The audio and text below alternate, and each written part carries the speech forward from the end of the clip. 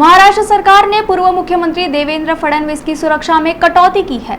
इसके अलावा कई बीजेपी नेताओं को दी गई सुरक्षा पूरी तरह से हटा ली गई। सरकार की ओर से बाकायदा इस संबंध में आदेश भी जारी कर दिया गया है।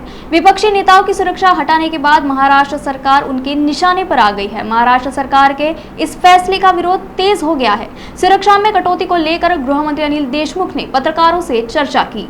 ऐसा है कि जो विरोधी पक्ष के नेता हो या कांग्रेस के हो या राष्ट्रवादी के हो या शिवसेना के हो, इनके बारे में एक वरिष्ठ 5 अधिकारियों की कमेटी बनाई गई थी और उसमें उनको मैंडेट दिया गया था कि थ्रेट परसेप्शन के हिसाब से कमेटी ने रिपोर्ट देना चाहिए और जिसको थ्रेट परसेप्शन है उसके हिसाब से कौन सी सिक्योरिटी देना है उसके बारे में भी उनको बताया गया था। उस हिसाब से रिपोर्ट आने के बाद में थ्रेट परसेप्शन के हिसाब से कमेटी का रिपोर्ट आने के बाद में उस प्रकार का आदेश राज्य शासन ने निकाला है और उस प्रकार का आदेश निकाल के बाद में उनकी सिक्योरिटी कम की गई है, काफ़ी लोगों की कम की गई इसमें। और उसी प्रकार ये होने के बाद में माननीय शरद पवार साहब जी का मुझे फोन आया था कि भी उन्होंने बताया, मुझे सूचना दी कि उनकी भी सिक्योरिटी कम करना चाहिए करके। तो इस प्रकार से ये सब चीज़ें होती है, थ्रेट परसेप्शन के हिसाब से होती है।